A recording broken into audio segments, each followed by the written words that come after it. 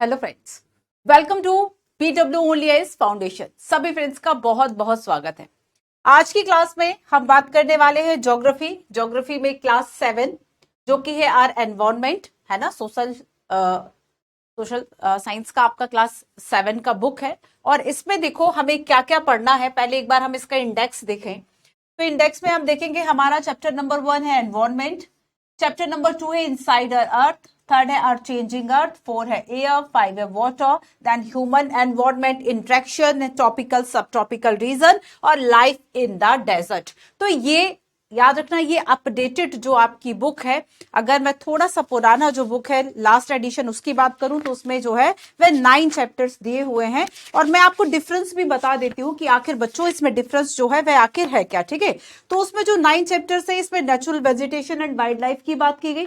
आपने क्लास 6 में उस चैप्टर को कवर किया था। तो नेचुरल वेजिटेशन इसमें न्यू वाले में आपको इतना नहीं समझ में आ रहा है अलग से वो चैप्टर, हालांकि अंदर चैप्टर के अंदर जो इन्फॉर्मेशन है वह दी हुई है। तो लास्ट अगर आपके पास पुराना वाला एनवायरनमेंट का अगर बुक होगा तो उसमें आप देख लेना 9 चैप्टर, इसमें 7 है। ठीक है, चलो तो चीजें आगे पीछे सही लेकिन कवर हर जगह हो जाएंगी, सो हमें परेशान नहीं होना है। चलिए शुरू करेंगे आज का चैप्टर। और देखो ये तो आपका हुआ भाई क्लास 7, लेकिन क्लास 7 के पहले हम क्लास 6 भी पढ़ चुके हैं ज्योग्राफी का।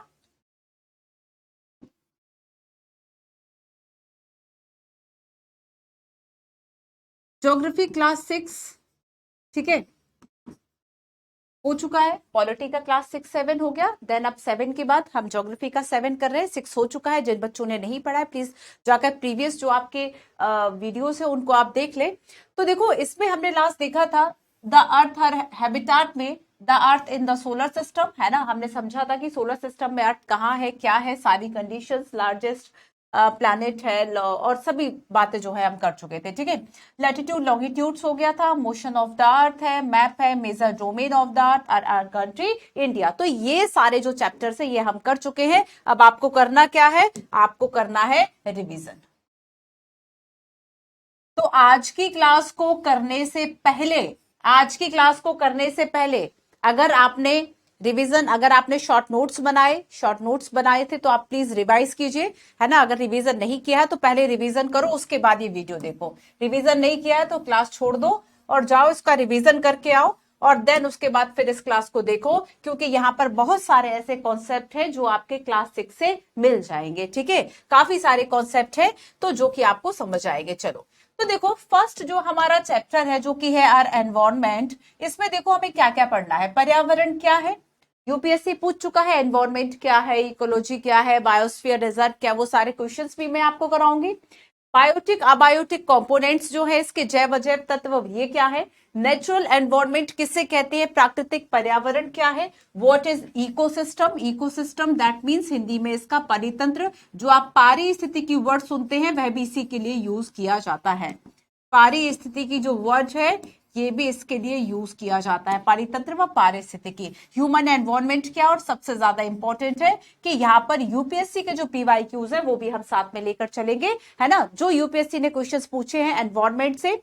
अच्छा देखो, एनवायरनमेंट शुरू करने के पहले मैं आप सभी को बता दूं बच्चों कि आपको पता होगा कि चूंकि आईएफएस का जो पेपर है, जो आपका फॉरेस्ट सर्विसेज है, भारतीय वन सेवा, 3 अखिल भारतीय सेवा है, all India level services, IAS Indian administrative service, IPS Indian police service, है ना, और आईएफएस फॉरेन सर्विस नहीं, फॉरेस्ट सर्विस, वन सेवा। ठीक है, तो यहां पर देखो चूंकि एग्जाम पीटी का तो साथ में ही होता है, अब पीटी का एग्जाम साथ में होता है, फॉरेस्ट वालों के लिए भी है। एनवायरनमेंट का सेक्शन थोड़ा सा हैवी वेटेज होगा, नहीं होगा, डेफिनेटली होगा। तो प्रीवियस अगर आप पेपर देख ले तो आपको उसमें एनवायरनमेंट का हैवी वेटेज मिल जाता है। और ये इस तरह के जो चैप्टर्स हैं, ये जो आपका ज्योग्राफी का ये बुक है, ये आपको एनवायरनमेंट के लिए बेसिक जो नॉलेज है वह देता है। ठीक है, अच्छा चलो क्लास शुरू करने के पहले मैं आपको बता दूं कि एनवायरनमेंट का अगर ये टॉपिक आप पढ़ रहे हैं तो यहाँ पर बेसिक तो हम पढ़ रहे हैं, ठीक है, बेसिक में इंट्रो सारी चीजें। लेकिन अगर आपको इससे रिलेटेड मैं ये कहूं कि क्या ये सफिशिएंट है, तो आंसर होगा नो। सफिशिएंट इसलिए नहीं है क्योंकि इसके अलावा हमें और भी ये सारे जो टॉपिक्स हैं वो इसके साथ साथ पढ़ने होते हैं। तो अब ऐसा ही मैं करूंगी, आगे जो जो चैप्टर्स आपको स्टैंडर्ड में पढ़ने हैं इस तरीके से आपका सारा सिलेबस आप कवर कर पाएंगे, अगर आप कंटिन्यूटी के साथ क्लास को सीरियसली ले रहे हैं, सिंसियरली अटेंटिव होकर क्लास कर रहे हैं। जो मैं होमवर्क दूंगी ये आपको करना है, ठीक है। तो ये है आपका होमवर्क, ये है आपका होमवर्क। क्लास के पहले ही होमवर्क ले लो भाई, ठीक है। कम से कम 4-5 घंटे लगाओ, इसको पूरा लिखो, याद करो, ढूंढो कहां कहां है एनवायरनमेंट, एनवायरनमेंट का मीनिंग क्या है, कंपोनेंट्स क्या है, बायोस्फीयर हैबिटेट बायोम क्या है, इकोसिस्टम के type components, ecology level of organization, principle of ecology, ecotone क्या है, इकोलॉजिकल निशे क्या है, फंक्शन ऑफ इकोसिस्टम क्या है, एनर्जी फ्लो क्या है, tropical level, food chain, food web, ecological pyramid है ना, मीनिंग, टाइप्स, बायो एक्लमेशन, बायो और इसके बाद है बायो जो मैग्निफिकेशन है, बायोटिक इंट्रैक्शन है, न्यूट्रिशन साइकिल है, गैसियस है, सेडिमेंट्री साइकिल्स है, इकोलॉजिकल सक्सेशन है, ठीक है। तो ये सारे जो टॉपिक्स है ये आपको कवर करने हैं, कर लेके ढूंढिए आप बायोलॉजी के एनवायरनमेंट का किसी एक पर्टिकुलर जो बुक है जहां पे आपको लगे कि यहाँ पर सारी चीजें कंप्लीट हो रही हैं, ठीक है, वहां से आप इसको कवर कर सकते हैं। ये ऐसे टॉपिक्स है जो कि यूपीएससी में डायरेक्ट पूछे गए हैं, मतलब इस चैप्टर के अलावा या इस चैप्टर से रिलेटेड और कौन कौन से ऐसे वर्ड्स और कौन कौन से ऐसे टॉपिक्स जो हमें पढ़ने हैं वो मैंने आपको यहाँ पर बता दिए, ठीक है। तो आप इसको पढ़ना और इसको कनेक्ट करना इस चैप्टर के साथ। तो अगर हम चाहते हैं कि बेसिक के साथ साथ स्टैंडर्ड करते जाएं, अब आते हैं एक और सेगमेंट पे। अगर हम इसका स्टैंडर्ड वर्जन भी मान लीजिए कंप्लीट कर ले, इसके स्टैंडर्ड टॉपिक्स भी कवर कर ले, तो यहां पर हम देखेंगे कि यूपीएससी कैसे क्वेश्चन पूछता है। यूपीएससी ने 2016 में क्वेश्चन पूछा जो कि आपका यूएनएफसीसी और पेरिस क्लाइमेट को लेकर था। कई इस तरह के क्वेश्चंस थे, मैं आपको ज्यादा क्वेश्चंस नहीं दिखा रही हूं अभी, केवल मैं आज ही क्लास में, क्योंकि आज का जो आपका क्लास का चैप्टर नंबर 1 है एनवायरनमेंट का, तो एनवायरनमेंट में हम 2 वर्ड पढ़ने वाले हैं, एक तो एनवायरनमेंट इकोलॉजी और बायोस्फीयर, है ना। तो यहां पर यूपीएससी ने 2015 में जो क्वेश्चन पूछा था वह इकोसिस्टम से पूछा था। परितंत्र की सर्वोत्तम व्याख्या क्या है, विच one of the following is the best description of the term ecosystem. Question का आंसर बाद में जब हम चीजों को पढ़ लेंगे, है ना।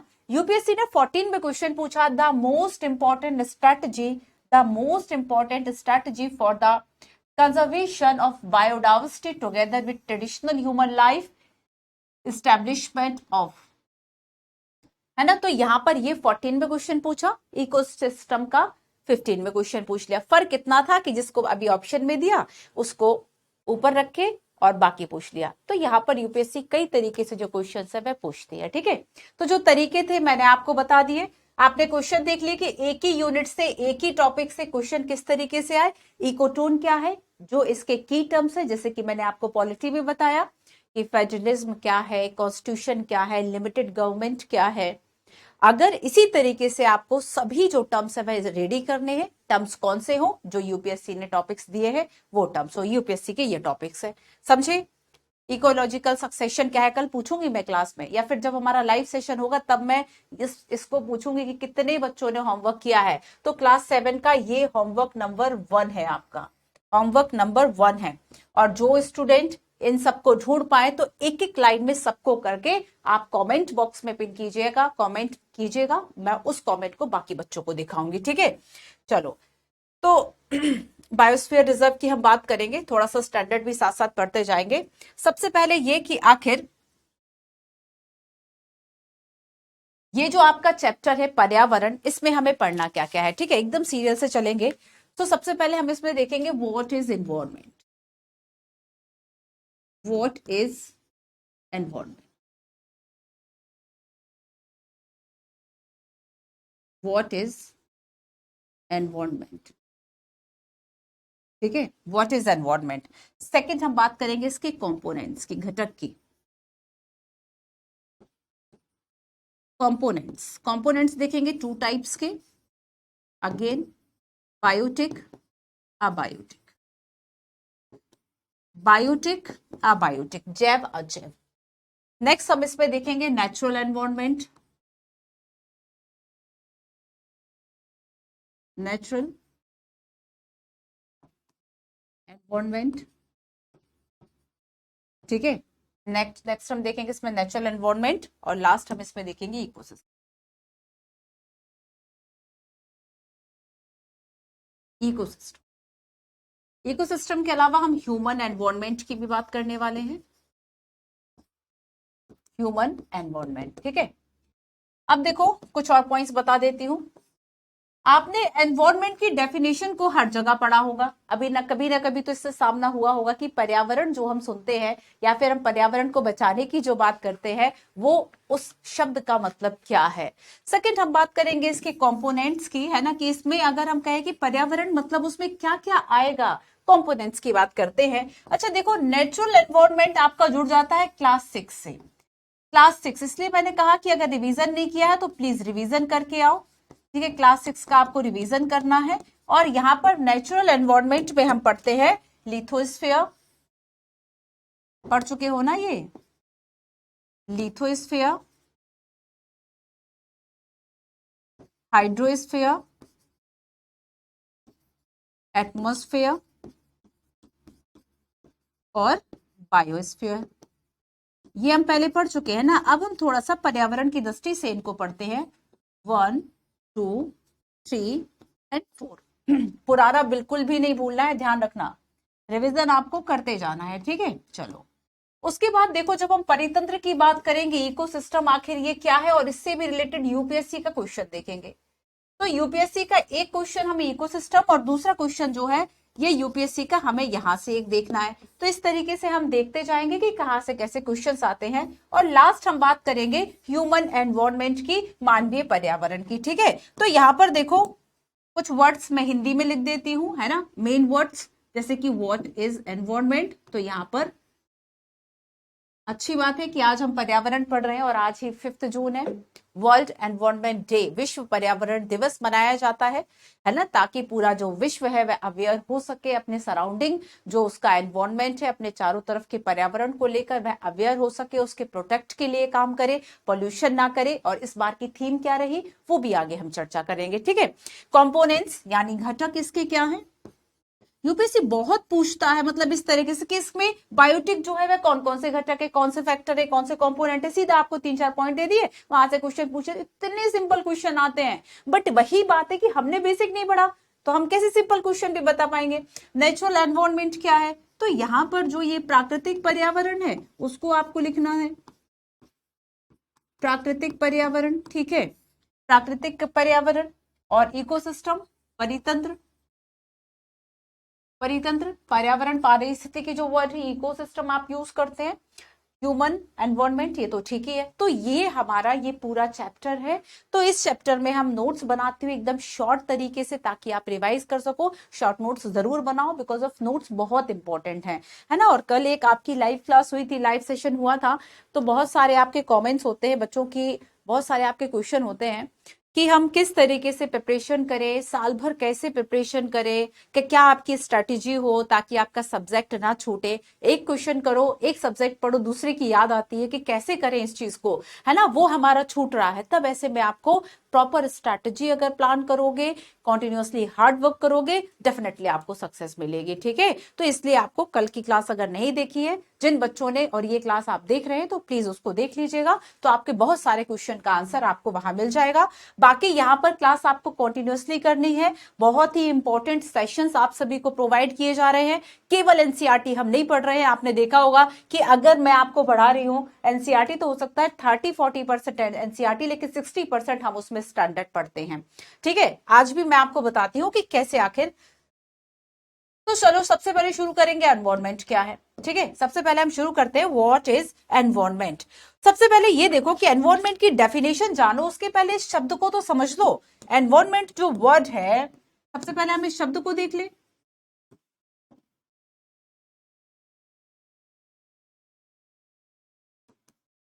ये जो छोटे छोटे से टॉपिक्स है ना, जैसे कि एनवायरनमेंट, ये वर्ड है, कहां से डिराइव हुआ है, कहां से इस शब्द को लिया गया है, तो याद रखना ये फ्रेंच वर्ड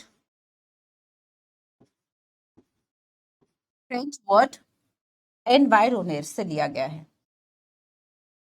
एनवायरोनेर।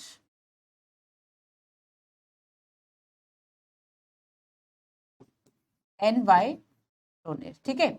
इससे ये जो शब्द है एनवायरमेंट लिया गया है, और अगर हम इस शब्द की बात करें, इसका मीनिंग होता है नेबरहुड, पड़ोसी, पड़ोस, है ना। इसका मीनिंग क्या होता है? नेबरहुड। इसका मतलब है नेबरहुड या पड़ोस। सो बेसिकली अगर हम एनवायरनर की बात करें, एनवायरमेंट की बात करें, ठीक है, सो इसका मतलब क्या हुआ? which means to surround, which means to surround या enclose, है ना, या enclosure। तो यहाँ पर इसका मतलब क्या हुआ? जो हमें हमारे चारों तरफ से घेरे हुए है, या फिर हमारे पास में है, इनक्लोज, इनक्लोज या सराउंड। तो यहाँ पर एनवायरोनेट जो वर्ड है, जो कि फ्रेंच वर्ड है, यहाँ से जो एनवायरमेंट वर्ड है वह लिया गया। हिंदी में आपने एक बहुत ही प्रचलित जो धारणा, जैसे आपने डेमोक्रेसी के लिए पढ़ा ना, to the people by the people, वैसे ही आपने पर्यावरण के लिए एक सिंपल डेफिनेशन जो आपने अभी तक हिंदी में सब जगह पढ़ी होगी, परि प्लस आवरण, है ना। परि प्लस आवरण, इसका मतलब क्या है? सीधा सीधा जो हमें चारों ओर से घेरे हुए है, जो हमें चारों ओर से, जो हमें चारों ओर से घेरे हुए है, यही आपका पर्यावरण है ना, यही आपका पर्यावरण है। परि प्लस आवरण, पर्यावरण। तो यहाँ पर एनवायरमेंट वर्ड कहां से लिया गया? फ्रेंच वर्ड से लिया गया। सो बेसिकली एनवायरमेंट क्या है? कुछ चीजें मैं आपको, कुछ डेफिनेशंस में आपको बताती हूँ। तो एनवायरमेंट का मतलब होगा एक ऐसा लाइफ सपोर्ट सिस्टम जो हमारे चारों तरफ है, हमारे जीवन का आधार है। सो एनवायरमेंट इज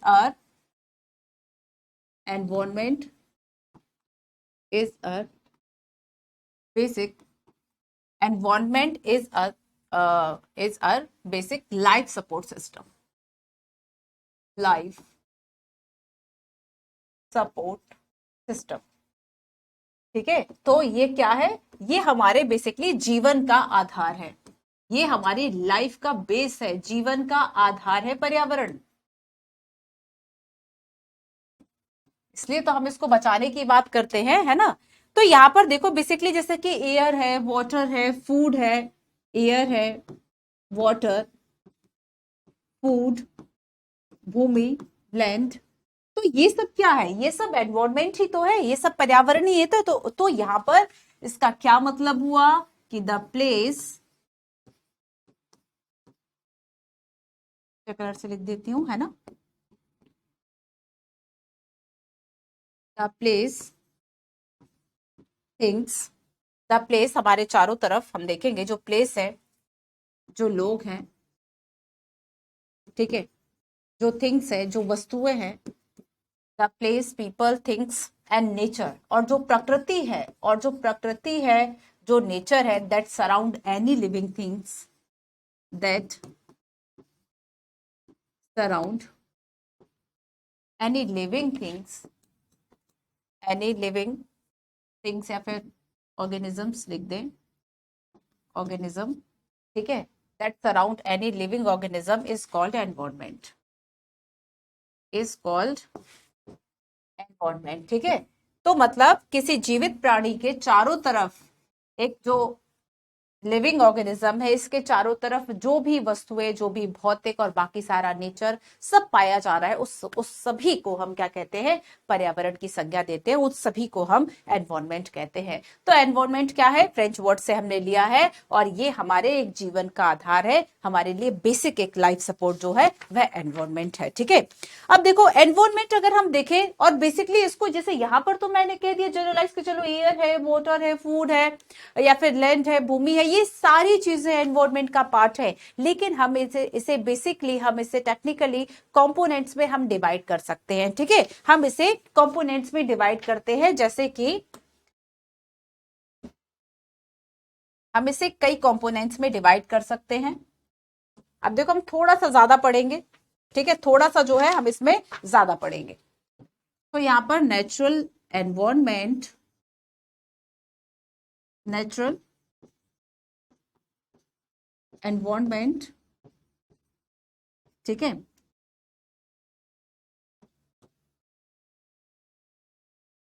दो तरह से इसके जो कंपोनेंट्स है उसको हम डिवाइड कर सकते हैं। एक तो है बायोटिक एंड अबायोटिक, ठीक है। एक तो है आपका बायोटिक कंपोनेंट्स और दूसरा है आपका अबायोटिक कंपोनेंट्स। अब देखो यूपीएससी कैसे क्वेश्चन पूछा है यहाँ से, उस पर भी हम चर्चा करते हैं। बायोटिक कंपोनेंट्स है एंड अबायोटिक कंपोनेंट्स है। देखो बायोटिक का मतलब हो गया जैव, मतलब जो जीवित चीजें हैं, ठीक है, जिसमें जीवन है। बायोटिक का मतलब क्या हो गया, जो जीवीय पदार्थ है। So the world of all living organism, of living organisms, ठीक है। फॉर एग्जाम्पल हम प्लांट्स की बात कर लें, फॉर एग्जाम्पल हम एनिमल्स की बात कर लें, ठीक है। तो यहाँ पर इसके कंपोनेंट्स, इसके अगर हम घटक की बात करें तो ये दो हो गए, जैव और अजैव, ठीक है। जैव जिसमें जीवन है, so the world of living organisms, for example plants and animal, ठीक है। तो यहाँ पर प्लांट्स की बात होगी, एनिमल्स की बात होगी। अबायोटिक की जब हम बात करेंगे, इसका मतलब हुआ अजैव घटक। यूपीएससी ने पूछा था, यूपीएससी ने क्या किया, सारे जो एक साथ कंपोनेंट्स है वह लिख दिए और वहां पे पूछे इसमें अबायोटिक जो फैक्टर है वह कौन सा है, ठीक है। जैसे ये क्वेश्चन मिलेंगे, मैंने बहुत ढूंढे क्वेश्चन, तो अभी 3-4 क्वेश्चन मुझे मिल पाए। बाकी क्वेश्चन हम आगे आगे जैसे भी करेंगे, टॉपिक्स करते जाएंगे, तो कुछ क्वेश्चंस हम लास्ट वाले जो क्लास है उसके भी लेते जाएंगे, है ना। तो ऐसे में आपके काफी सारे जो क्वेश्चंस और जो स्टैंडर्ड चीजें हैं वो भी कवर हो जाएंगी। जब हम अबायोटिक की बात करते हैं, अजीवीय की बात करते हैं, that means the world of non living, the world of non living, ठीक है, जिसमें जीवन नहीं है, ऐसे घटक। तो यहां पर हमने दो पार्ट्स में इसको डिवाइड कर लिया, ठीक है। अब देखो, अब हम इसको टेक्निकली थोड़ा सा और बांट लेते हैं। किसके लिए बांटेंगे अब हम ये बांटेंगे थोड़ा सा अपने एनवायरनमेंट को पढ़ने के लिए, ठीक है। तो एनसीईआरटी में तो केवल इतनी इंफॉर्मेशन दी है, बट हमने थोड़ा सा एडिशनल बच्चों हमें पढ़ना है ताकि हमारा एनवायरनमेंट स्ट्रांग हो जाए। तो अब देखो, जब हम अबायोटिक की बात करेंगे, ठीक है, अबायोटिक की बात करेंगे तो हम इसे क्या करते हैं, अबायोटिक को 2 पार्ट्स में डिवाइड कर लेते हैं। हम इसको 2 पार्ट्स में अगेन डिवाइड कर लेते हैं, ठीक है। एक है आपका क्लाइमेट रिलेटेड, जलवायु से संबंधित। एक है आपका क्लाइमेट रिलेटेड, जो जलवायु के तत्व है उससे संबंधित कंपोनेंट्स, ठीक है। ये आपका पहला हो गया। और 2 पार्ट्स में चूंकि किया है तो इसका सेकंड क्या होगा, जो एडिफिक है, edaphic that means soil related, ठीक है। Edaphic that means soil related, मृदा संबंधी तत्व, मृदा संबंधी तत्व, ठीक है। अब देखो यहां पर अगर हम देखें क्लाइमेट में क्या क्या आएगा, सो फॉर एग्जाम्पल रेन है, फॉर एग्जाम्पल टेम्परेचर है, रेन है, टेम्परेचर है, यहां से यूपीएससी ने क्वेश्चन पूछा था, ठीक है। लाइट है। तो ये सारी चीजें इसमें क्या, ये सारी किस में आ गई, ये क्लाइमेट अबायोटिक कंपोनेंट्स हो गए। और अगर हम एडिफिक में बात करें, that means soil related, that means soil related, तो यहां पर फॉर एग्जाम्पल सॉइल है, टोपोग्राफी है, ठीक है, टोपोग्राफी है, मिनरल्स है, खनिज पदार्थ हैं। तो ये सब किस में आ गए, नॉन लिविंग, है ना, किस में आ गए आपके बायोटिक में। क्लियर हुआ। अब देखो, जब हम बायोटिक की बात करेंगे, जब हम बायोटिक की बात करेंगे यानी जैव घटक या जैव पदार्थों की बात करेंगे, तो देखो इसको हम बेसिकली क्या करेंगे, इसको हम बांटेंगे अगेन 3 भागों में। अब यहां से यूपीएससी ने कैसे क्वेश्चन पूछा उसको जरा देखो, यहां से भी क्वेश्चन आ चुका है। अब देखो एनसीईआरटी आपको इतनी जानकारी दे रहा है, मान लो, तो केवल ये जानकारी आपके लिए बहुत जरूरी है। अब देखो बेसिक और स्टैंडर्ड को समझ लो पहले एक बार, ठीक है। थोड़ा सा हम रुकते हैं, पहले इसको समझ लो, तभी आप ये जान पाओगे कि एनसीईआरटी का वास्तव में आपके लिए रोल क्या है। फिर आप खुद डिफाइन करना कि आपको डायरेक्ट कहां से कहां तक पढ़ना है। फॉर एग्जाम्पल जैसे कि हमने नेचुरल एनवायरनमेंट की बात की, आप समझ गए कि एनवायरनमेंट में एक नेचुरल एनवायरनमेंट का पार्ट है और नेचुरल एनवायरनमेंट की जब हम कंपोनेंट्स की बात करते हैं तो 2 पार्ट्स में डिवाइड करते हैं। इतना आपके लिए जानना बहुत जरूरी था क्योंकि ये बेस था, तभी आप चीजों को कोरिलेट कर पाओगे। अब आपने क्या किया, आगे जब आपने एनवायरनमेंट का स्टैंडर्ड पढ़ा यूपीएससी के अकॉर्डिंगली, तब आप देखोगे आपको इससे थोड़ा सा ज्यादा, ये सफिशिएंट नहीं है बट इंपॉर्टेंट है। इसके आगे क्वेश्चन यहां से आया कि रेन, टेम्परेचर है, लाइट है, टोपोग्राफी है, ठीक है, और एक लिख दिया यहां से प्लांट्स, और पूछ लिया कि इसमें अबायोटिक जो फैक्टर है वह कौन सा, 1 2 3 4 करके ऑप्शन जो है वह शफल करके वह दे दिए यूपीएससी ने, बस उसी में ढूंढते रहो क्या है क्वेश्चन क्या नहीं है। तो अगर आपने बेसिक पढ़ा है आप बहुत इजीली उसके आगे की इन्फॉर्मेशन को उसमें ऐड कर सकते हैं, ठीक है। तो यहाँ पर जैसे कि मैं इसके टाइप्स की बात करूं तो इसमें देखो इसका फर्स्ट टाइप है प्रोड्यूसर यानी उत्पादक। यूपीएससी ने क्वेश्चन पूछा इसमें से भी, यहां से भी, कि जो प्रोड्यूसर है वह कौन कौन से है ना, उत्पादक जो अपना भोजन के लिए दूसरे पे डिपेंड नहीं रहते। सेकंड है इसमें प्रोड्यूसर हो गया, सेकंड है इसमें कंज्यूमर, कंज्यूमर है, उपभोक्ता है जो अपने भोजन के लिए किसी पर डिपेंडेंट है। और तीसरा हम देखेंगे कि डीकंपोजर है। हर जगह से क्वेश्चन आया हुआ है भाई, यहां तो हर जगह से, ठीक है। बता देती हूँ कैसे। जब हम प्रोड्यूसर की बात करें, ये बताओ जो अपने खाने के लिए, अपने फूड के लिए किसी दूसरे पर डिपेंड ना हो, तो इसको इसको हम प्रोड्यूसर कहेंगे, उत्पादक कहेंगे। और ऐसा कौन हो सकता है? ऐसे ग्रीन प्लांट या ऑटोट्रॉप्स ही हो सकते हैं, है ना।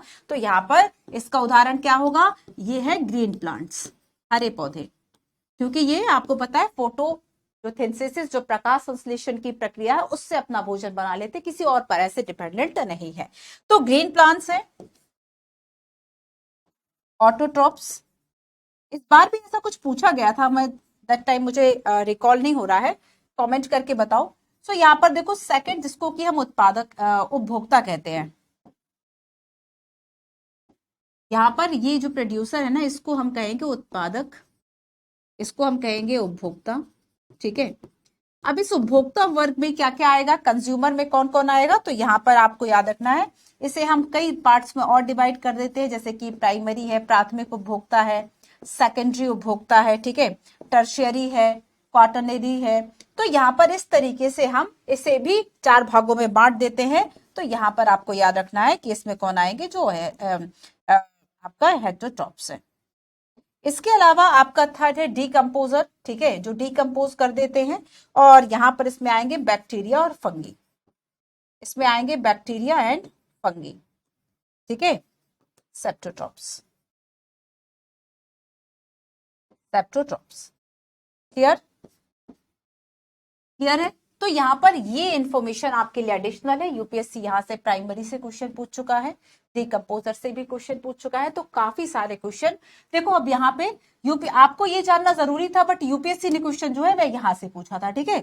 चलो, तो यहाँ पर आपको आई होप बच्चों मैं समझाने में सफल रही होंगी कि क्वेश्चन जो है वह आपको पढ़ना कैसे है, और आपका जो नजरिया है एक तरीके से, क्या आपके जो इंसाइट्स है वह होने चाहिए पढ़ते समय। तो यहाँ पर हमने कंपोनेंट्स में बात कर ली, बायोटिक की and non bio and abiotic की, ठीक है, लिविंग नॉन लिविंग की बात हो गई। आगे हमने इसके और जो टाइप्स है वह देख लिए। क्लियर हुआ इतना?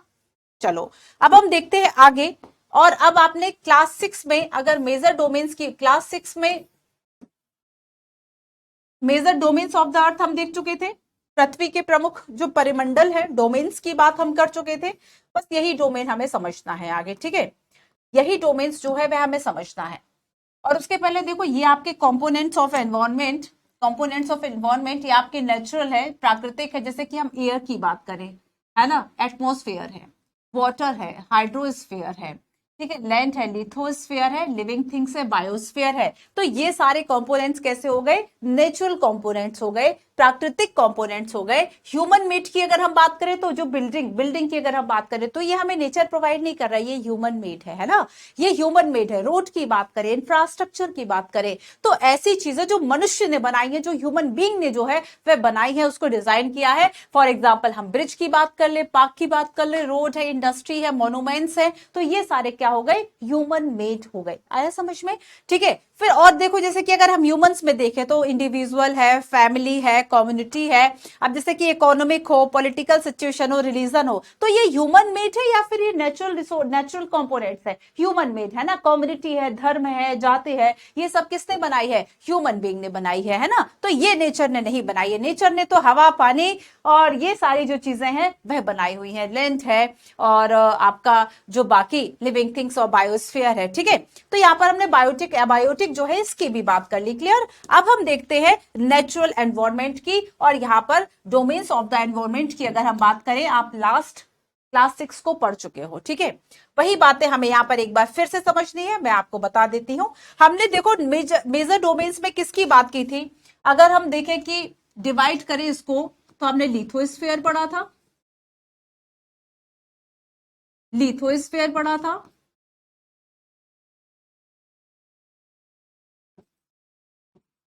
हाइड्रोस्फीयर पढ़ा था, एटमॉस्फेयर पढ़ा था और बायोस्फीयर पढ़ा था। यही पढ़ा था ना क्लास 6 में? कर लोगे रिवीजन की? यहां भी लिख दूं एक बार, क्लास 6 रिवीजन। ठीक है, चैप्टर नंबर जो आपका है देख लेना आप। अब देखो लिथोस्फीयर में हमने क्या जाना था कि लिथोस का मीन क्या होता है? लिथोस मीन्स होता है स्टोन। लिथोस का मीन क्या होता है? स्टोन, पत्थर। तो इसका मतलब क्या है? लिथोस्फीयर बना हुआ है सॉलिड पोर्शन ऑफ द अर्थ, जैसे कि कॉन्टिनेंट्स है, महाद्वीप है। तो लिथोस्फीयर का मतलब क्या हुआ? Solid portion, solid portion of the earth. Hydrosphere की बात करें तो hydro means water, hydro means water है ना, हाइड्रो मीन्स वाटर। तो जो आपके ओशियन और बाकी जैसे रिवर की बात करें और ये सब किस में आ गए? हाइड्रोस्फीयर का पार्ट हो गए, है ना। तो जो भी आपका वाटर बॉडीज है, जो वाटर एरिया है, वो सब हाइड्रोस्फीयर का पार्ट हो गया। एटमोस की बात करें तो इस वर्ड का मतलब क्या देखा था हमने? इसका मतलब था वेपर, वाष्प, वेपर, है ना। तो यहां पर देखो एटमोस्फेयर मतलब थिन लेयर ऑफ द अर्थ, जो पृथ्वी के चारों तरफ जो हवा का जो लेयर है, ठीक है, थिन लेयर ऑफ द अर्थ। जो थिन लेयर है किसकी? गैसेस की, गैसेस की जो लेयर है, थिन लेयर है। और हमने ये भी देखा था कि एटमॉस्फेयर को कितने पार्ट्स में डिवाइड किया गया, कहाँ ट्रोपोस्फेयर है, कहाँ आपका स्ट्रेटोस्फेयर है, कहाँ एक्सोस्फेयर है। तो ये सारी चीजें हम पढ़ चुके पहले। तो ये एटमॉस्फेयर हो गया। हालांकि परेशान ना हो, एटमॉस्फेयर का एक पूरा चैप्टर हम क्लास 11 में ठीक तरीके से पढ़ने वाले हैं, तो आपका एटमॉस्फेयर वहां से कवर हो जाएगा। और अब आता है इंपॉर्टेंट बायोस्फेयर, और बायोस्फेयर को मैं करंट अफेयर से जोड़ूंगी और यूपीएससी के क्वेश्चन से जोड़ूंगी। बायोस्फेयर बहुत इंपॉर्टेंट है ना।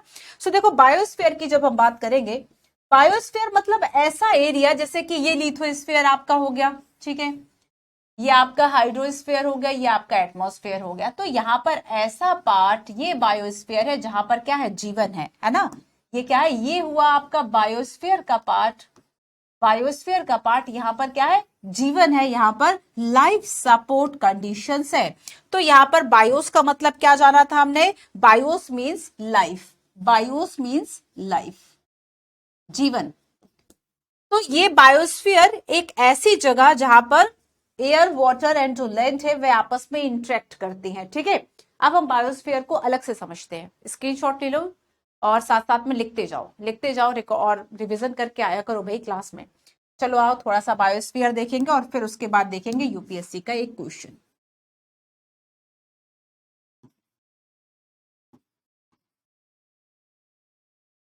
ठीक है, बायोस्फीयर।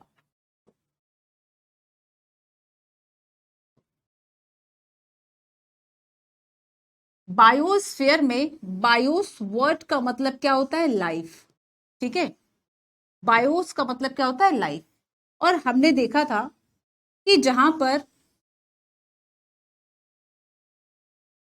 मान लीजिए ये आपका लिथोस्फीयर है, ठीक है, लैंड हो गया, एटमॉस्फेयर है, एयर हो गया, ठीक है, और आपका हाइड्रोस्फीयर ऑफ वाटर हो गया। तो ये वाला जो एरिया है जहां पर तीनों चीजें आपस में इंटरेक्ट कर रही हैं, इसको हम क्या कहेंगे? बायोस्फीयर कहेंगे, ठीक है। इसको हम क्या कहेंगे? बायोस्फीयर कहेंगे। तो यहाँ पर where we find air, water and land together, where we find, where we find air, water and land together, जहां ये एक साथ पाए जाए। और इसके अलावा है second, interact with each other, interact with interact with each other to life support, to support life, है ना, to support life। तो ये वाला जो पार्ट है वो आपका बायोस्फीयर हो गया। अब हम आते हैं एक कॉन्सेप्ट पे जो कि आपका बायोस्फीयर रिजर्व है।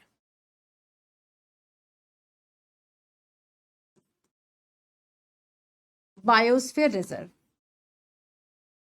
ठीक है।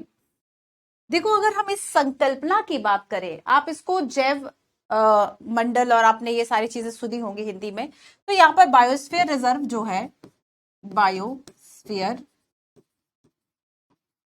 रिजर्व या जैव मंडल, या इसको क्या कहेंगे हिंदी में, जैव मंडल, ये कॉन्सेप्ट हम देखेंगे कि मैन एंड बायोस्फीयर रिजर्व का जो ये प्रोग्राम था, ठीक है, बायोस्फीयर रिजर्व से रिलेटेड जो मैन एंड बायोस्फीयर रिजर्व जो प्रोग्राम आई थिंक 1970-71 के आसपास यूनेस्को के द्वारा इसको लॉन्च किया गया था। ठीक है, यूनेस्को के द्वारा इसको लॉन्च किया गया था। और ज्यादातर अगर आप इस कॉन्सेप्ट को पढ़ेंगे तो जितने भी यूपीएससी ने क्वेश्चन पूछे हैं, जो भी एनवायरमेंट से रिलेटेड जो ट्रीटीज है, जो संधि है, चाहे हम क्योटो प्रोटोकॉल की बात कर लें, चाहे हम अर्थ आर की बात कर लें, चाहे हम पेरिस एग्रीमेंट की बात कर लें, नागोया प्रोटोकॉल है, तो यूपीएससी ने लगभग सभी पर जो क्वेश्चन, रेड क्या है, रेड प्लस प्लस क्या है, इस तरीके एजेंडा 21 क्या है, सारे क्वेश्चंस यूपीएससी जो है वह सभी जितने भी अभी तक आप देखो कंजर्वेशन रिलेटेड या फिर इस तरह के जो समझौते होते हैं, इस तरह की जो ट्रीटीज होती है, सभी से यूपीएससी क्वेश्चन जो है वह अब तक पूछ चुका है। और ज्यादातर क्वेश्चन पूछे जाने का तरीका यही होता है कि ये जो प्रोग्राम है वह किसका है, और man and biosphere reserve programme से यूपीएससी क्वेश्चन पूछ चुका है। ठीक है, तो यहाँ पर देखो इसी को हम ध्यान में रखते हुए जो ये आगे का कॉन्सेप्ट है उसको समझते हैं। तो देखो बेसिकली बायोस्फीयर रिजर्व की अगर हम बात करें तो बायोस्फीयर रिजर्व का जो कॉन्सेप्ट है, यूनेस्को ने इस कॉन्सेप्ट के अंतर्गत जो है वह क्या समझा। ठीक है, तो हम देखेंगे कि यहां पर economic plus social development, economic plus social development और प्लस प्रिवेंट करना। ठीक है, तो प्लस यहां पर प्रिजर्वेशन ऑफ नेचर, प्रकृति को बचाना, प्रकृति को बचाना और उसका सही जो इकोनॉमिक और सोशल डेवलपमेंट में यूज करना है। तो यहां पर बेसिकली बच्चों क्या है कि इनके बीच में एक जो बैलेंस का काम है वह किया जाता है। सिर्फ देखो बायोस्फीयर रिजर्व मतलब एक ऐसी जगह, इसकी डेफिनेशन भी लिख लो, बायोस्फीयर रिजर्व मतलब एक ऐसा स्पेशल एनवायरनमेंट, बायोस्फीयर रिजर्व मतलब एक ऐसा स्पेशल एनवायरनमेंट फॉर बोथ इसके लिए, लोगों के लिए भी और पर्यावरण के लिए, for both people and nature and और living things and living examples of how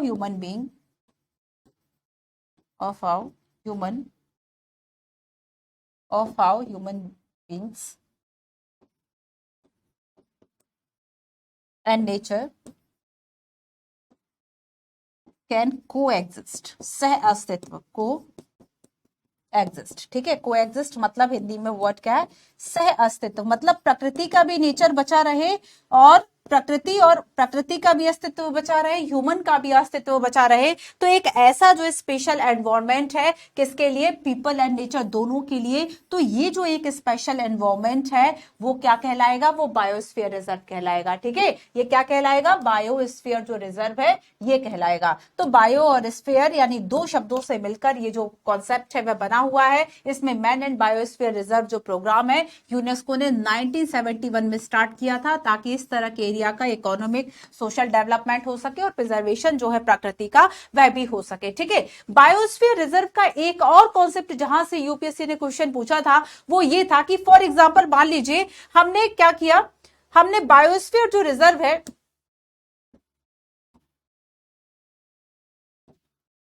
देखो यूपी एक और कॉन्सेप्ट समझो जहां से यूपीएससी ने क्वेश्चन पूछा,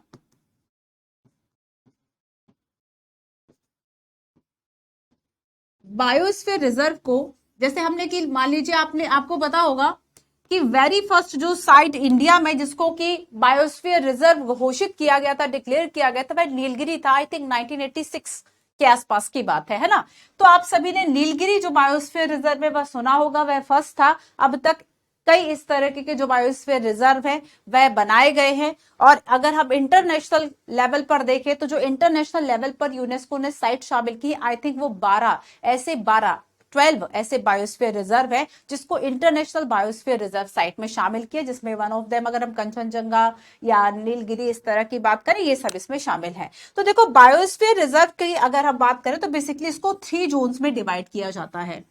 इसको यहां से क्वेश्चन यूपीएससी ने पूछा था, इसको 3 जोन्स में डिवाइड किया जाता है। ठीक है, देखो सबसे फर्स्ट जोन, मान लीजिए इससे कोई पर्टिकुलर एरिया जिसे बायोस्फीयर रिजर्व जो है वह नॉमिनेट किया गया, तो ये होगा उसका फर्स्ट जोन। ठीक है, ये इसके ऊपर एक और लेयर होगी, ये होगा इसका सेकंड जोन, और इसके ऊपर एक और जो एरिया बनाया जाएगा वह होगा इसका थर्ड जोन। ठीक है, अब देखो अगर हम यहां पर फर्स्ट जोन की बात करें बच्चों, ये होता है कोर एरिया, ये होता है कोर एरिया। अब देखो नाम ही इसका कोर एरिया है, और ये इतना जहां पर बायो हम देखेंगे कि यहाँ पर बहुत ज्यादा बायोडाइवर्सिटी होती है इस तरह के बायोस्फीयर रिजर्व में, और इसे बहुत ही ज्यादा प्रोटेक्टेड किया जाता है। किसी भी तरह की जो इसमें एक्टिविटीज है उसको प्रोहिबिटेड किया जाता है ना। ना ही इसमें टूरिज्म हो सकता है, ना ही कोई ज्यादा यहाँ पर एक्टिविटीज हो सकती है, ह्यूमन सेटलमेंट नहीं होता, ग्रेजिंग नहीं करा सकते, चराई नहीं करा सकते। तो ये कोर एरिया होता है ना, ये कोर एरिया होता है जो कि मोस्ट प्रोटेक्टिव होता है। और अगर यहाँ पर किसी तरह के जो एक्टिविटीज जो कि अलाउ नहीं है की जाती है, तो उसके लिए वो ऑफेंस भी है ना, पनिशेबल ऑफेंस है। सेकंड हम देखेंगे कि ये यहाँ पर ये जो सेकंड है, ये कौन सा एरिया है, इसको हम कहेंगे बफर जोन। ये कौन सा जोन है, ये बफर जोन है, ये बफर जोन है। ठीक है, और बेसिकली देखो ये जो बफर जोन है इसमें क्या क्या एक्टिविटीज जो है वह अलाउ रहती है विद परमिट, विद परमिशन, है ना। इसके लिए परमिशन जो है वह लगती है गवर्नमेंट की, और ऐसे में यहां पर रिसर्च एंड एजुकेशनल, ठीक है, रिसर्च एंड एजुकेशनल एक्टिविटीज हो सकती है, लिमिटेड टूरिज्म हो सकता है, लिमिटेड टूरिज्म हो सकता है, फिशिंग, ग्रेजिंग, इन सब की परमिशन रहती है, बट बहुत ही लिमिटेड विद परमिट, है ना। फिशिंग एंड ग्रेजिंग यहाँ पर अलाउ रहती है। ह्यूमन सेटलमेंट उतना ज्यादा नहीं होता, हाँ बस रिसर्च और एजुकेशनल मान लीजिए अगर कुछ बनाना है तो इस तरह से बन सकता है। और तीसरा हम देखेंगे सबसे बाहरी जो एरिया होता है इसे कहा जाता है ट्रांजिशन जोन। ये जो तीसरा आपका एरिया है इसे कहा जाता है ट्रांजिशन जोन। ठीक है, इसे क्या कहा जाता है, ट्रांजिशन जोन। और इसमें लगभग सभी तरह की जो एक्टिविटीज है वह की जा सकती हैं, और इसमें ह्यूमन सेटलमेंट भी हो जाता है।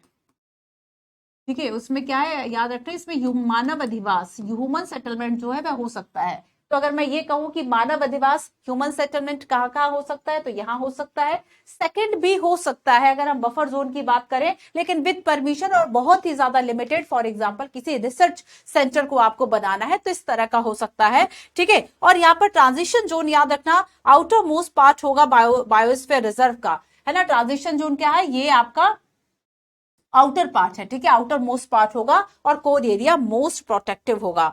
ठीक है, क्लियर है। अब हम यहाँ पर इसका एग्जाम्पल देखें, 3 जोन्स हो गया ना। फॉर एग्जाम्पल अगर हम यहाँ पर नीलगिरी की बात करें, नीलगिरी बायोस्फीयर रिजर्व, और नीलगिरी बायोस्फीयर रिजर्व में बहुत सारे नेशनल पार्क और चीजें जो है वह शामिल है, बहुत सारे वाइल्ड लाइफ सेंचुरीज हैं। 2 बार यूपीएससी यहाँ से क्वेश्चन पूछ चुका है कि नीलगिरी बायोस्फीयर के अंतर्गत क्या सत्यामंगलम टाइप का रिजर्व आएगा, या फिर वायनाड नेशनल पार्क आएगा, फिर मतलब इस तरह की सेंचुरीज और इस तरह के जो क्वेश्चन है वह पूछ चुका है। तो नीलगिरी की अगर हम बात करें, याद रखना 1986 के आसपास इसको शामिल किया गया था, और ये फर्स्ट साइट है। ज्यादातर आप देखोगे कि तमिलनाडु और केरला वाला जो पार्ट है, तमिलनाडु एंड केरला वाला जो पार्ट है वह नीलगिरी का ज्यादा एरिया है। ठीक है, क्लियर है। तो ये बायोस्फीयर रिजर्व का कॉन्सेप्ट है, बहुत इंपॉर्टेंट है, यहां से यूपीएससी ने क्वेश्चन पूछा। अब हम आते हैं नेक्स्ट और बात करते हैं इकोसिस्टम की। क्लियर हो गया, बायोस्फीयर रिजर्व की बात कर ली। अच्छा क्वेश्चन और देख ले, है ना, वो बायोस्फीयर रिजर्व वाला क्वेश्चन देख लो। अब आओ, the most important strategy for conservation of biodiversity together with traditional human life is the establishment of. तो मैंने आपको भी बायोस्फीयर रिजर्व में क्या बताया कि 1971 का अगर हम मैन एंड बायोस्फीयर प्रोग्राम की बात करें तब भी उसमें सोशल डेवलपमेंट, ह्यूमन डेवलपमेंट और नेचर प्रिजर्वेशन की जो बात है वह की जाती है। और साथ साथ ये भी हमने देखा कि अगर हम बायोस्फीयर रिजर्व की बात करें तो बायोस्फीयर जो रिजर्व है, ये इसका आंसर होगा ना, जो बायोस्फीयर रिजर्व। अब देखो अगर आपने पढ़ा तो आप आइडिया तो लगा लोगे ना कि यहां पर जो बात की जा रही है कि जहां पे कंजर्वेशन हो सके बायोडाइवर्सिटी का और ट्रेडिशनल ह्यूमन लाइफ जो है वह भी स्टैब्लिशमेंट हो सके। तो बॉटनिकल गार्डन नहीं, यहाँ पर तो केवल वनस्पति उद्यान केवल आपने यहाँ पर लगा रखा है, ठीक है। नेशनल पार्क भी नहीं, वाइल्ड लाइफ सेंचुरीज भी नहीं, तो यहाँ पर केवल एक बायोस्फीयर रिजर्व ही जो है वह एक ऐसा कॉन्सेप्ट आपको देता है जहां पर आप ह्यूमन सेटलमेंट हो, ह्यूमन स्टैब्लिशमेंट हो, और उसी के साथ साथ आप जो नेचर है उसको प्रिवेंट कर सको, उसको बचा सको, उसका कंजर्वेशन कर सको, ठीक है। क्लियर है? अब ये क्वेश्चन आ गया। देखो अगर मैं और डेफिनेशन पढ़ते हैं, biosphere reserve is an international designation by UNESCO for representative part of natural and cultural landscape extending over large area of the terrestrial of coastal and marine ecosystem। अब देखो क्या बायोस्फीयर रिजर्व, क्या biosphere reserve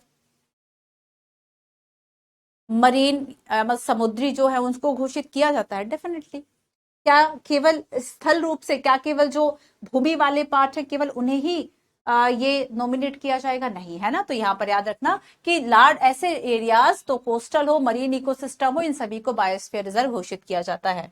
एक बात और मैं आप सभी से पूछना चाहूंगी, मैंने लास्ट क्लास 6 जब आपसे पढ़ाया था तब मैंने आपको होमवर्क दिया था कि आप सभी बच्चों को, शायद मैंने क्लास के सबसे लास्ट वाला जो चैप्टर है जब हम इंडिया को पढ़ रहे थे तब हमने जाना था, आपको एक मैप बनाने का काम मैंने दिया था, याद है? अगर आपने नहीं किया है तो आप कर लेना, है ना। तो यहाँ पर अगर मान लीजिए बायोस्फीयर रिजर्व या फिर कुछ इस तरह के आपको बताना है, मैंने कहा था बहुत एक्यूरेट मत सीखो, बट एटलीस्ट एक रफ मैप जो है बच्चों ये जरूर आप सीख लो, है ना। एक रफ मैप आप उसको, आपको आइडिया होना चाहिए कि भाई कहाँ से कहाँ तक जो है वह इंडिया की बॉडी, उसको कैसा इंडिया दिखता है, तो थोड़ा बहुत आपको ये रफ मैप सीखना है। चलो आप बायोस्फीयर रिजर्व के कुछ नाम मैं आपको बताती हूँ। तो जो मैंने नीलगिरी बोला था ये रहा आपका नीलगिरी, है ना, हमारा फर्स्ट बायोस्फीयर रिजर्व। इसके अलावा और भी नाम सुन लो, शेषाचलम, शेषाचलम। अब देखो यहां से एक और क्लियर हो गया, शेषाचलम के जो माउंटेन्स है, पहाड़ियां है, वो कहां पर है? साउथ में, समझ गए? साउथ पे कहां पर? ईस्ट और वेस्ट, ईस्ट साइड है। ये नीलगिरी है, ठीक है, नीलगिरी है। वैसे तमिलनाडु है, कर्नाटका है, केरला है, इसका जो पार्ट है ना, ज्यादातर आप देखेंगे, लेकिन ज्यादातर कहाँ फैला? केरला है और तमिलनाडु वाला पार्ट है। गल्फ ऑफ मन्नार, ये रहा गल्फ ऑफ मन्नार है, अगस्ता मलाई है, ठीक है। अब देखो यहाँ कंफ्यूज मत होना, यहाँ पे अगस्ता मलाई है, ये केरला के यहाँ। और अचानक मार अमरकंटक हम देखेंगे, शायद लेटेस्ट अभी कभी शामिल हुआ 15 के आसपास के समय में, अचानक मार अमरकंटक, है ना, छत्तीसगढ़ के एरिया। पचमढ़ी, पचमढ़ी बहुत फेमस हिल स्टेशन है एमपी का। पन्ना, ठीक है। Run of Kutch, run of Kutch भी शामिल है। कंचनजंगा, कंचनजंगा देहांग, है ना। और अगर हम डिब्रू सेखोवा की बात करें, मानस है, नोक्रेक है, नंदा देवी है, कोल डेजर्ट है। तो ये बायोस्फीयर रिजर्व, हाँ ग्रेट निकोबार कैसे भूल गई मैं, ये ग्रेट निकोबार। तो यहाँ पर ये बायोस्फीयर रिजर्व इंपॉर्टेंट इंडिया के, जो कि मैंने आपको बता दिए। तो यहाँ पर एक बार आपको इनको थोड़ा सा देख लेना है, आपके लिए होमवर्क भी यही है। अगर एनवायरमेंट को पढ़ रहे हो, आज बायोस्फीयर रिजर्व और इकोसिस्टम टोटली खत्म कर लेना। स्टार्टिंग में मैंने टॉपिक्स बताए हैं, उन सभी टॉपिक को पढ़ लेना। कितने बायोस्फीयर रिजर्व है, कौन सा नया बनाया गया है, नया कौन सा नॉमिनेट हुआ है अभी जस्ट रिसेंटली, किसको हमने नोटिफाई किया है, कहां पर है उसकी लोकेशन, मैप, ये सारी चीजें तैयार करनी है आपको, ठीक है। क्लियर है? तो केवल एनसीईआरटी नहीं बच्चों, सारे साथ साथ सारी चीजें। लास्ट कॉन्सेप्ट आपका बचा हुआ है व्हाट इज इकोसिस्टम, है ना। लास्ट कॉन्सेप्ट आपका बचा हुआ है व्हाट इज इकोसिस्टम, परितंत्र क्या है।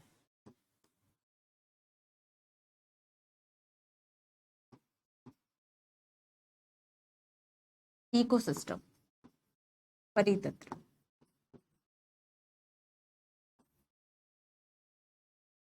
पहले इसको पढ़ ले, फिर यूपीएससी का क्वेश्चन देखेंगे, ठीक है। और जो मैं आपको डेफिनेशन और सारी चीजें बताती हूँ एनसीईआरटी में है या उसका बस उसकी डेफिनेशन बस वही है। तो यहाँ पर आप देख लेंगे कि आपका क्वेश्चन केवल उतने से हो जाता है कि इकोसिस्टम क्या है, एनवायरमेंट क्या है। हाँ बायोटिक अबायोटिक जब थोड़ा सा डेप्थ में जाके क्वेश्चन पूछे जाते हैं तो उसका क्या तरीका होता है वो भी हमने देख लिया। अब देखो अगर हम इकोसिस्टम वर्ड की बात करें तो सबसे फर्स्ट इस वर्ड का यूज किया था अर्नेस्ट हैकल ने, जो कि जर्मन बायोलॉजिस्ट थे। तो इकोसिस्टम अगर हम सबसे पहले तो शुरुआत में आज शब्द से ही करती हूं कि अगर हम इस वर्ड की बात करें, इस वर्ड का यूज किया था एक जर्मन बायोलॉजिस्ट थे,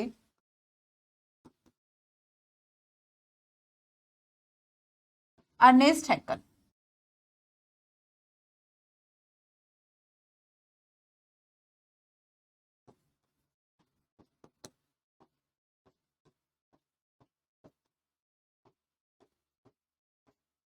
ठीक है, अर्नेस्ट हैक्कल ने ये जो वर्ड है ये यूज किया। अब देखो इस वर्ड का मतलब क्या है, इकोसिस्टम जो वर्ड है इसका मतलब क्या है। तो बेसिकली ये जो वर्ड है इकोसिस्टम है, ठीक है, relationship in between,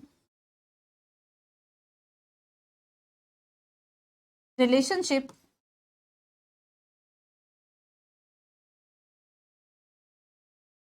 between organisms and their environment and their environments, ठीक है। तो देखो हम देखते हैं कि पर्यावरण के साथ जो हमारे चारों तरफ की वस्तुएं हैं, जो कुछ भी है एनवायरनमेंट में, हम उससे एक इंटरेक्ट करते हैं और इसी इंटरेक्शन, है ना, जैसे कि अगर हम एनवायरनमेंट की बात करें, ह्यूमन की बात करें, तो बेसिकली ये दोनों एक दूसरे पर आधारित है, इंटरडिपेंडेंट अगर है, आपस में जो मनुष्य है, जो लिविंग थिंग्स है, वो भी एक दूसरे पर अगर आश्रित है, डिपेंडेंट है, तो ऐसे में ये जो डिपेंडेंसी है, ये जो इंटरडिपेंडेंट होना है, ये जो रिलेशनशिप है ना, बिटवीन द जो भी लिविंग थिंग्स है, जो भी ऑर्गेनिजम्स है एंड देयर एनवायरनमेंट, यही क्या कहलाता है, इसी को हम पारितंत्र कह सकते हैं, है ना। तो चाहे प्लांट हो, एनिमल्स हो, ह्यूमन बींग्स हो, ये एक दूसरे पर डिपेंडेंट है ना, ये अपने सराउंडिंग पर डिपेंडेंट है और ये आपस में इंटरेक्शन भी करते हैं, सराउंडिंग पर डिपेंडेंट है, आपस में इंटरेक्शन भी करते हैं, और इसी रिलेशनशिप को हमने इकोसिस्टम कहा, ठीक है। अब फिर से एक बार और देख लो, इकोसिस्टम इन अदर वर्ड्स अगर हम देखें तो यहां पर all plant, animal, all plants, all plants, animals and human beings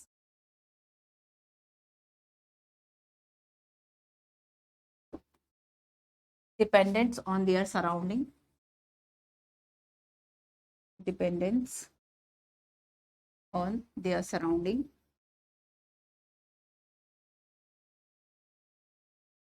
dependence on their surrounding, ठीक है, and also interdependent, and also interdependent on each other,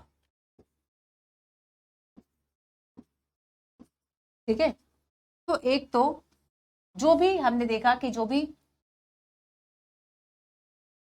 organism है, ठीक है, ये अपने सराउंडिंग, अपने चारों तरफ, सराउंडिंग मतलब आपका एनवायरनमेंट हो गया ना, तो ये अपने सराउंडिंग पर क्या है बच्चों, ये अपने सराउंडिंग पर डिपेंडेंट है ना, सराउंडिंग पर डिपेंडेंट है। और उसके अलावा हमने देखा कि जो ह्यूमन है, एनिमल है, प्लांट है, ये एक दूसरे पर क्या है, इंटरडिपेंडेंट भी है। तो ये इंटरडिपेंडेंट और ये जो डिपेंड होना है, ठीक है, ये क्या हुआ, इसी का जो एक रिलेशन पूरा बना, इसी रिलेशन को हमने क्या कह दिया, इसी रिलेशन को हमने परितंत्र कह दिया, है ना, इसी रिलेशन को हमने परितंत्र कह दिया। और परितंत्र जैसे कि इसी रिलेशन को हमने परितंत्र कह दिया, ठीक है। कुछ इकोसिस्टम के अगर हम एग्जांपल देखें, जैसे कि जो रेन फॉरेस्ट है, वर्षा वन है, ये परितंत्र का ही उदाहरण है, वर्षा वन, रेन फॉरेस्ट, ठीक है। जब हम डेजर्ट एरिया की बात करते हैं, रेगिस्तान की बात करते हैं, तो ये डेजर्ट एरिया क्या है, एक परितंत्र ही तो है, एक परितंत्र ही तो है ना। तो यहाँ पर चाहे डेजर्ट एरिया हो, रेन है, रेन फॉरेस्ट की बात करें, माउंटेन्स की बात करें, रिवर्स की बात करें, ये सभी इसका एग्जाम्पल्स है ना। माउंटेन्स की बात करें, रिवर की बात करें, लेंथ की बात करें, तो ये सब क्या है बच्चों, लेंथ छोड़ देते, रिवर, है ना। तो ये सब क्या है, ये सब इकोसिस्टम का ही एक एग्जाम्पल है। अब देखो, अब क्वेश्चन पे आ जाएं,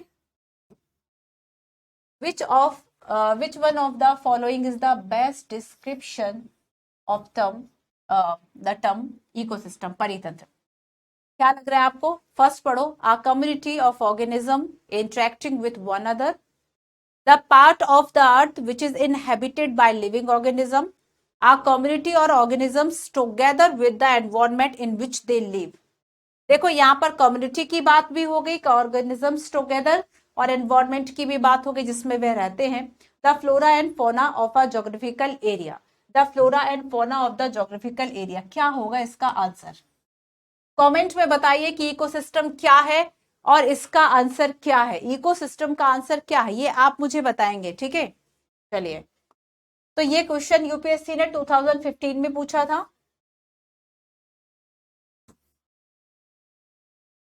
ecosystem is a system formed by the interaction of all living organisms with each other and with the physical and chemical factor of the environment in which they live।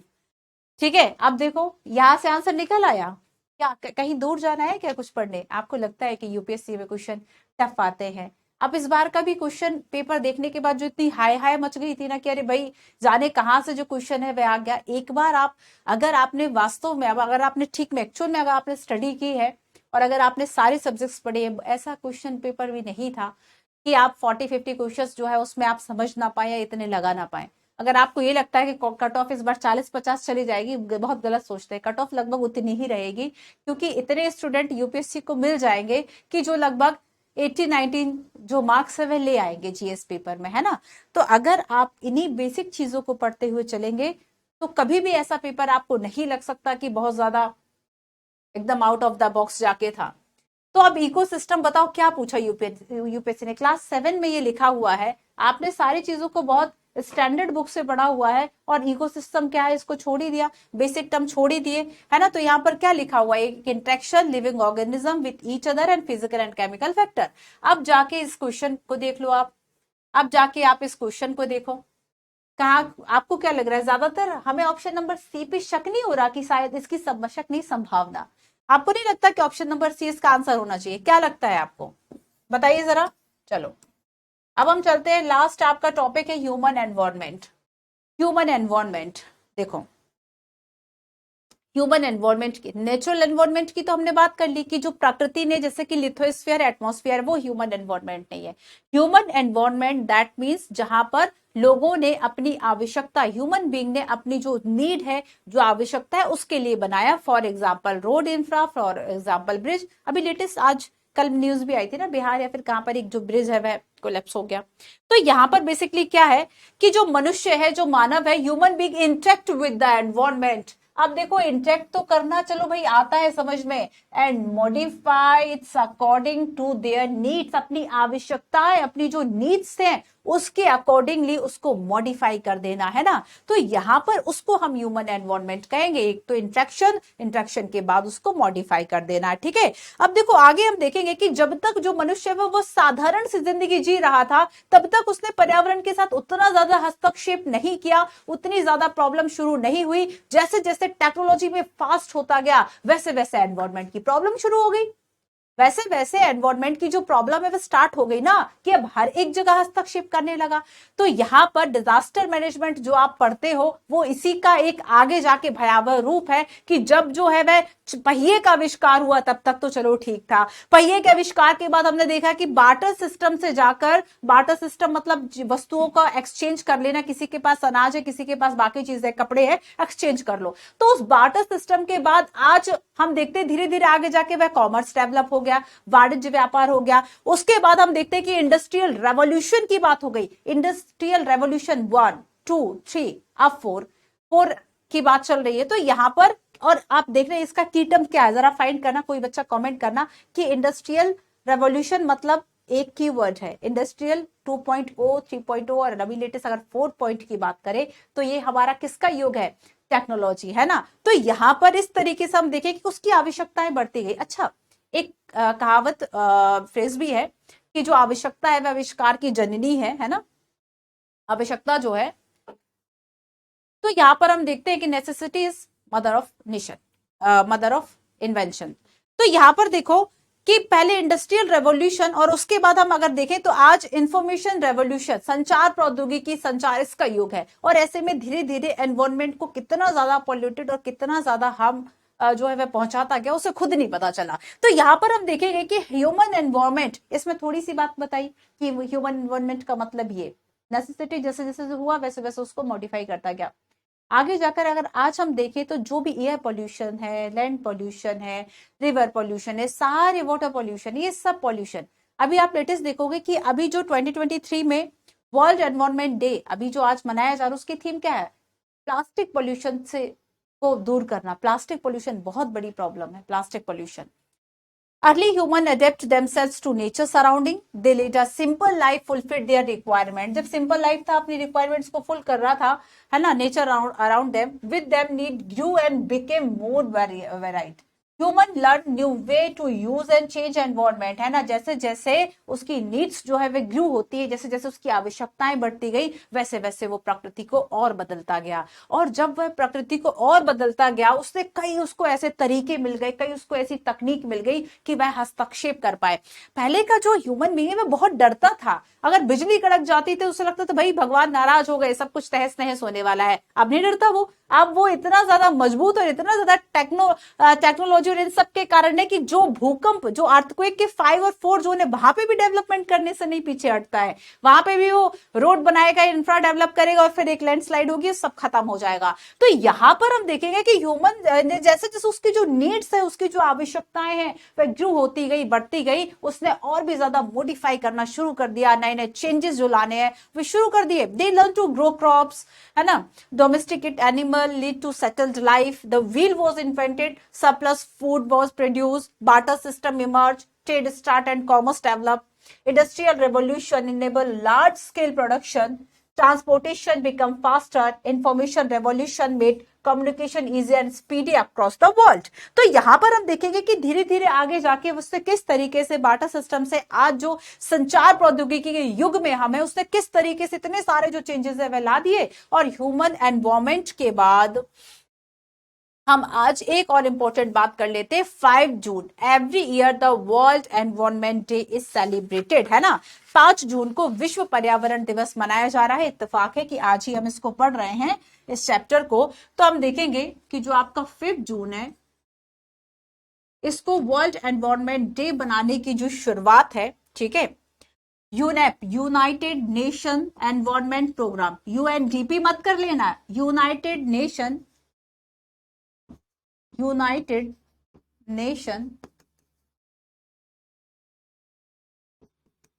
Environment programme, ठीक है, संयुक्त राष्ट्र पर्यावरण programme.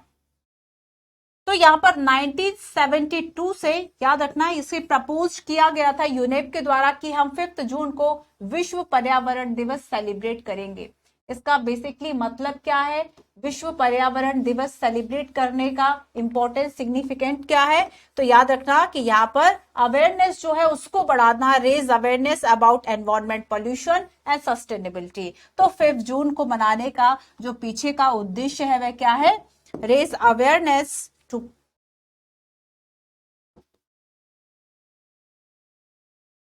raise awareness about environment pollution, and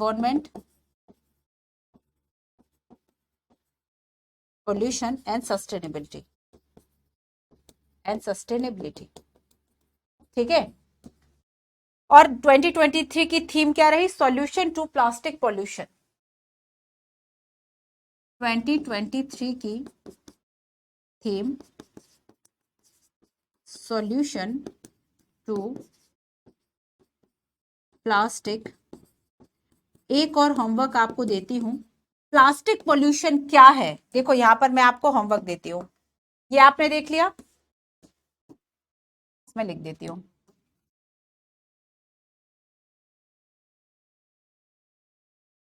आज की class से बहुत सारा होमवर्क है आपको, ठीक है।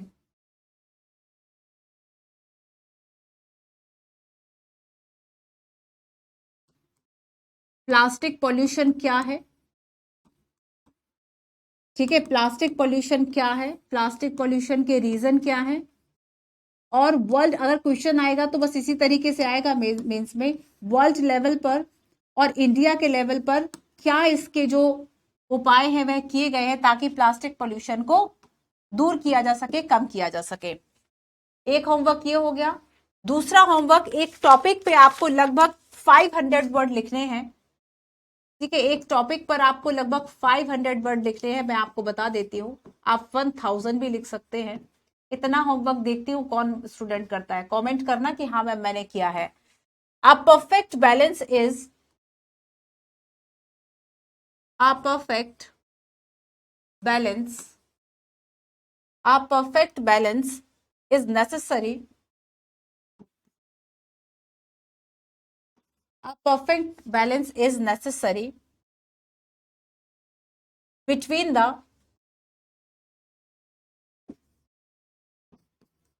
natural and human environment. Natural and human environment. प्राकृतिक और मानवीय पर्यावरण के बीच में, प्राकृतिक और मानवीय पर्यावरण के बीच में सही संतुलन का होना बहुत जरूरी है। इस पे 500 वर्ड लिखोगे और ये मेंस का क्वेश्चन लिखोगे, ये मेंस का क्वेश्चन लिखोगे लगभग 250 शब्दों में। अब लिखोगे कैसे, तो सर्च करना है कि प्लास्टिक पोल्यूशन क्या है, इसके कुछ डेटा देख लेना कि अगर 200 टन जो है वह मान लीजिए वर्ल्ड लेवल पर प्रोड्यूस हो रहा है प्लास्टिक पोल्यूशन, और उसमें से केवल हम देखेंगे कि केवल उसमें से हाफ ही ऐसा होता है जिसको आप रिसाइकिल कर पाते हो। बाकी अगर हम प्लास्टिक माइक्रोबिट्स क्या है, ये यूपीएससी ने क्वेश्चन पूछा था, प्लास्टिक माइक्रोबिट्स जो है वह क्या है, यहां से क्वेश्चन यूपीएससी पूछ चुका है। ठीक है, तो मतलब प्लास्टिक के वो छोटे छोटे वो कण, जैसे फॉर एग्जांपल मान लीजिए अगर हम इस बॉटल की बात करें, ठीक है, पहले पानी भी पी लेती हूँ। इसके अलावा आप देखोगे कि और भी जो कॉस्मेटिक्स है,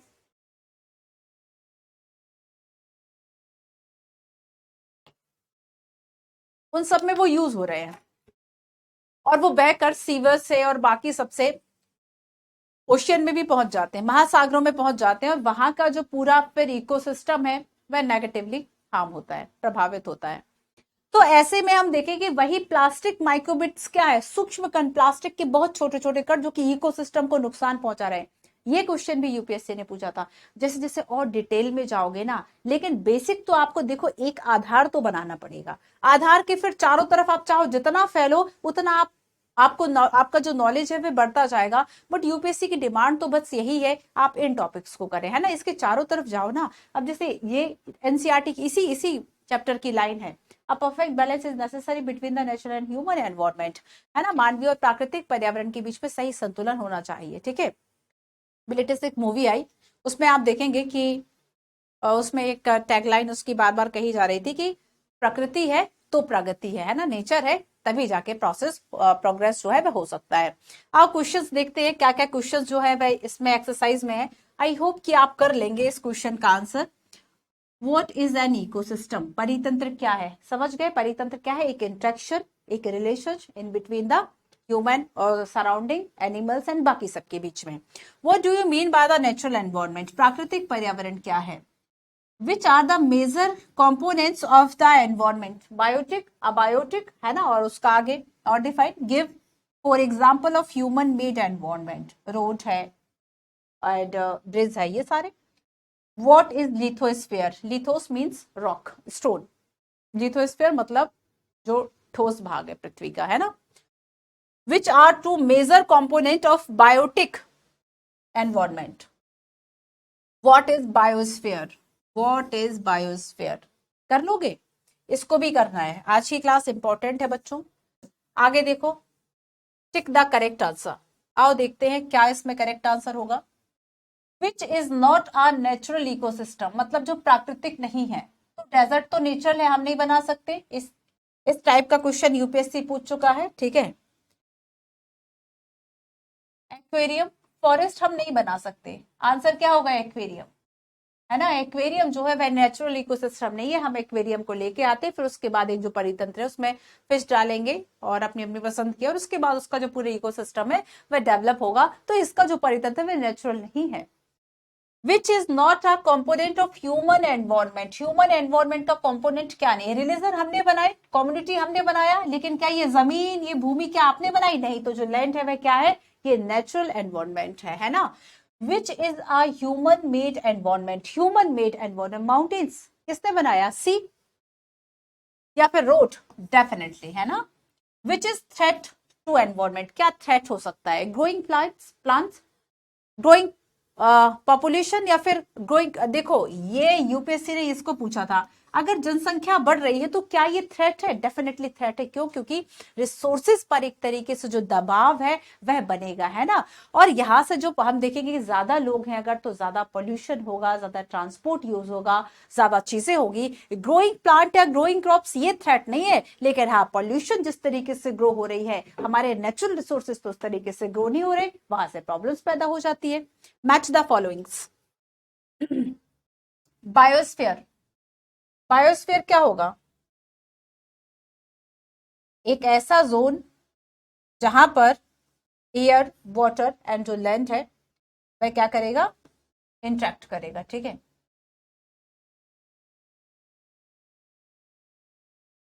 यही हुआ ना बायोस्फीयर।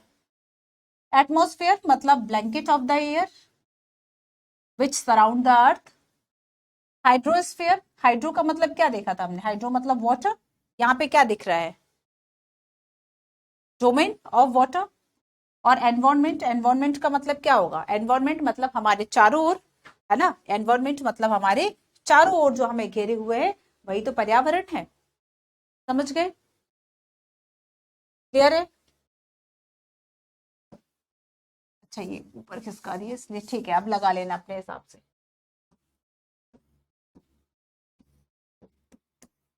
तो आज की क्लास में हमने क्या देखा? एक बार क्या क्या पढ़ा, एक बार सीखा, फिर से देख लो।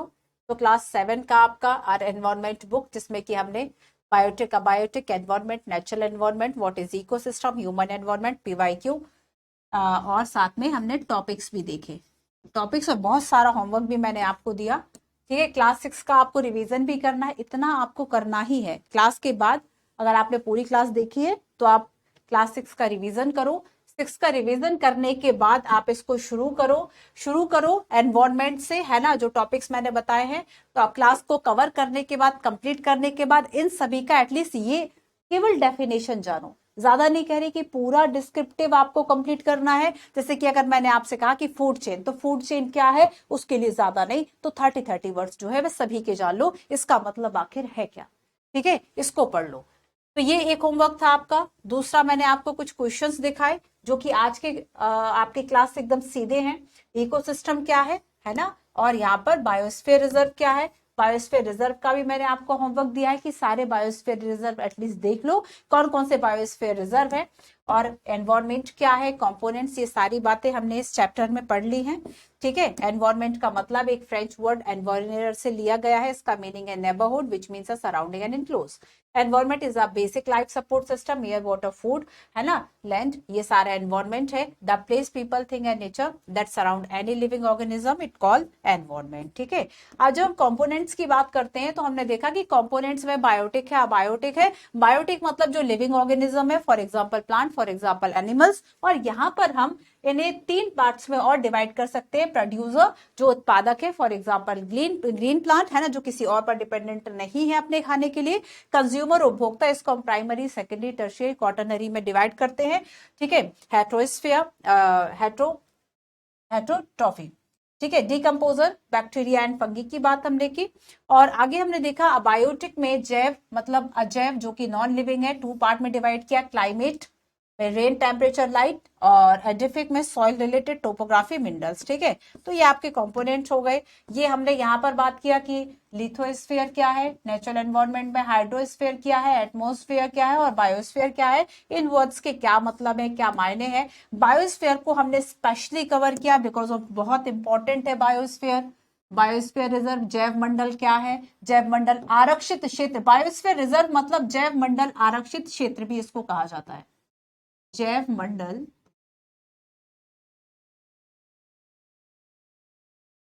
आरक्षित, रिजर्व, आरक्षित क्षेत्र, जैव मंडल आरक्षित क्षेत्र, ठीक है।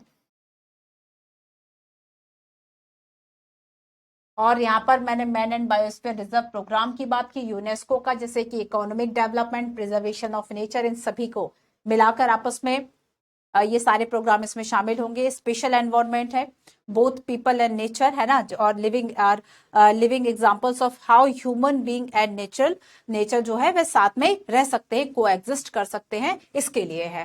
क्लियर? आगे देखो, आगे हमने बात की कि बायोस्फीयर रिजर्व की 3 जोन्स हैं, 1 2 3। फर्स्ट आपका कोर एरिया है जो कि मोस्ट प्रोटेक्टिव होता है, यहाँ पर किसी तरह की जो एक्टिविटीज है वह अलाउड नहीं होती, प्रोहिबिटेड होती है। बफर जोन जो है वह बीच वाला ये जो जोन है ये आपका बफर जोन हो गया, ठीक है, जो कि आपका ट्रांजिशन जोन के बीच में और कोर जोन के बीच का जो एरिया है इसको हमने क्या कह दिया, बफर जोन कह दिया, ठीक है। बफर जोन में परमिशन के साथ, परमिट के साथ साथ आपको लिमिटेड जो एक्टिविटीज है उसको अलाउ किया जाता है, चाहे फिशिंग हो, चाहे थोड़ा बहुत एजुकेशनल हो, लिमिटेड टूरिज्म है, ये सारी चीजें, ठीक है। Nilgiri first biosphere reserve. 2023 की थीम क्या है, सॉल्यूशन टू प्लास्टिक पोल्यूशन। और प्लास्टिक पोल्यूशन क्या है, इसके क्या वर्ल्ड लेवल पर और इंडिया लेवल पर इसका सॉल्यूशन है, ये आपको होमवर्क है, करना है आपको, है ना। 5 जून को हमने देखा मनाया जाता है, यूनेप ने 1972 में इसको प्रपोज किया था। इकोसिस्टम मतलब एक ऐसा सिस्टम जिसमें इंटरेक्शन जो है वह लिविंग ऑर्गेनिज्म में एक दूसरे के साथ, फिजिकल, केमिकल फैक्टर, एनवायरमेंट, ये सारी चीजें, है ना। ह्यूमन एनवायरमेंट की हमने बात कर ली, इकोसिस्टम क्या है, अर्नेस्ट हैकेल ने इसका वर्ड का यूज किया था, और हमने यहाँ पर एक्सरसाइज भी देख ली। तो आज की क्लास को यही खत्म करते हैं, है ना। कमेंट करके बताइए कि क्लास आपको अच्छी लगी, क्या क्या हमने इसमें पढ़ा, क्या क्या हमने इसमें जाना समझा। तो इस चैप्टर में अब हम देखो, कल की क्लास में आपके 2 चैप्टर हैं, 2 और 3 की बात करें, inside Earth and Earth changing Earth. कोशिश करेंगे एक ही क्लास में इसको खत्म कर लें, ठीक है। लगभग 1.5 घंटे की क्लास होगी, बट इतना हम कर लेंगे, क्यों, क्योंकि हमें सारी चीजों को ऐसे भी कवर, ऐसे भी नहीं करना कि पता चले एक छोटा चैप्टर है उसको हम एक दिन में ऐसे कवर करें और ऐसे में आपको लंबा सफर चला जाए। कोशिश करेंगे थोड़ा सा फास्ट चल लेंगे, ठीक है। चलिए मिलते हैं कल की क्लास में। Thank you so much.